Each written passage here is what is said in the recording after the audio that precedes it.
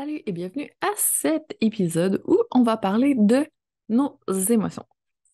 Dans le cadre du calendrier de l'Avent Feel Good 2023, on est sur le terme de l'harmonie et je trouve que c'est un des aspects que c'est intéressant d'aller chercher un peu d'harmonie, c'est au niveau de nos émotions. Donc, tu connais probablement les 5 dimensions du bien-être dont je parle tout le temps, la dimension physique, la dimension mentale, la dimension émotionnelle, la dimension énergétique et finalement la dimension spirituelle. Donc, toutes ces dimensions vont être abordées durant les épisodes du calendrier et ils le sont également dans différents épisodes précédents que tu peux retrouver dans la playlist du même nom, donc la playlist qui s'appelle Les dimensions de ton bien-être. Donc, à partir de là, aujourd'hui, on va approfondir un petit peu au niveau de nos émotions. Parce que les émotions, on en a vraiment beaucoup à chaque jour. Et souvent, on n'est pas si bien équipé pour arriver à les laisser aller et avancer après par rapport à ça.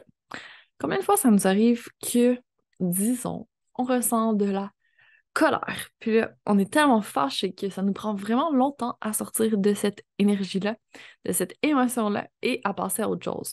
Au contraire, quand on est vraiment dans la tristesse, est-ce qu'on est obligé de passer notre journée au complet à être triste? Tu sais, des fois, ça pourrait être bien de relâcher plus rapidement certaines émotions très intenses qui nous emmènent soit dans une très très basse vibration ou soit qui nous apportent pas du bien-être, disons-le comme ça.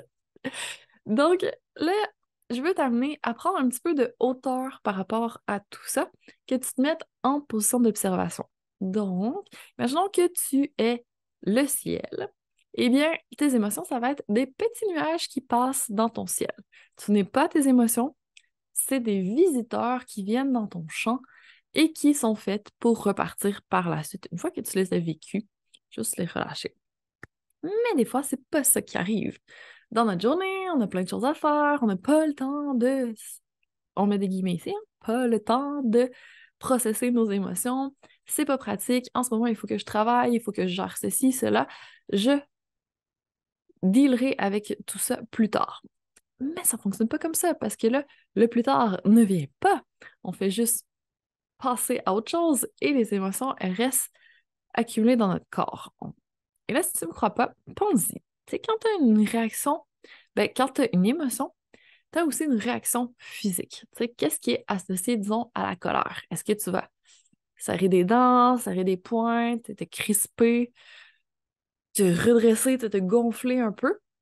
Ça peut être une manifestation de la colère dans ton corps. Disons que tu es plutôt dans une énergie de joie. Comment ça se vit? Ça peut être une expansion, tu as l'impression au niveau de ton cœur pour aller chercher à rayonner vers l'extérieur et là, tu te sens ouverte, tu te sens pétillante. Tu sais, comment ça se manifeste dans ton corps? Il y a sûrement une réaction qui se passe. Et des fois, c'est difficile de nommer les émotions, c'est difficile de se rendre compte qu'on a une émotion, mais on peut porter notre attention sur notre corps et arriver comme ça à identifier les émotions qu'on est en train de vivre. Donc ça va être ton petit défi action de la journée pour passer de la théorie à l'action. Justement, ça va être de commencer à essayer de regarder un petit peu plus dans ton corps comment se manifestent les émotions pour pouvoir les reconnaître, les vivre et après ça, on les laisse partir. Parce que, disons qu'on accumule des émotions et que ça reste coincé en nous, tu y crois ou tu y crois pas, mais je suis convaincue qu'il y a vraiment une relation entre le corps et l'esprit et qu'il y a tellement de maladies qui peuvent provenir de tout ce qu'on a accumulé puis qu'on n'a pas relâché. Donc, dans une optique de santé à long terme, je pense que c'est vraiment une bonne chose pour mettre les chances de notre côté de rester en santé, d'apprendre à relâcher nos émotions. Donc, comment on fait ça? Eh bien, si tu n'as jamais entendu parler de l'échelle des émotions de Abraham Hicks, ça peut être ça peut être un bon point de départ pour commencer parce que c'est vraiment intéressant. C'est une espèce de cotation, si tu veux, c'est une gradation, c'est une échelle où il y a toutes les émotions et en fonction de quelle est la plus basse vibration jusqu'à la plus haute vibration, la théorie, c'est que quand on est dans une émotion très très haute ou très très basse dans l'échelle, c'est difficile de passer d'un extrême à l'autre. Sinon, c'est la montagne russe. Donc, si on veut changer une émotion, parce que quand on l'observe, on se rend compte que, ouais, bah, j'ai pas envie de rester dans la colère, dans la tristesse, dans la frustration toute la journée, ben à ce moment-là, qu'est-ce qu'on peut faire? Et là, la théorie de Abraham Hicks, c'est que quand tu veux passer d'une émotion à une autre, tu commences à monter quelques échelons de la fameuse échelle de gradation des émotions. Et après ça, tu peux progresser tranquillement vers le haut. Mais si tu essaies de sauter directement de en bas jusqu'en haut, c'est trop, tu ne seras pas capable. C'est trop une grosse marche à franchir, c'est trop une grosse étape. Donc, si on prend l'échelle des émotions, justement, donc en bas, les plus basses vibrations, ce serait vraiment la peur, la honte, la culpabilité, la colère. Vers le milieu, là, on a l'agacement, l'ennui, l'acceptation. Là, c'est des émotions un peu plus neutres. Et après ça, quand on monte vers le haut, là, on arrive dans le courage, dans le bonheur, dans la passion, dans la gratitude. Et tout en haut de l'échelle, il y a l'amour qui est considérée comme la plus haute vibration, si tu veux, comme l'émotion la plus expansive. Alors, disons que tu veux passer de la peur à l'amour, méchante grosse marche à franchir. Donc, ce que tu peux faire plutôt, c'est passer peut-être de la peur à la critique. Après ça, tu montes à l'espoir. Après ça, tu montes à la gratitude et là, tu vas pouvoir éventuellement arriver à l'amour. Donc, en faisant une ascension vers le haut un peu plus progressive et un peu plus logique dans un sens, on arrive à progresser sans que ce soit trop choquant et sans que ce soit un peu fake, que ce soit pas vrai, qu'on n'arrive pas à le ressentir dans notre corps réellement.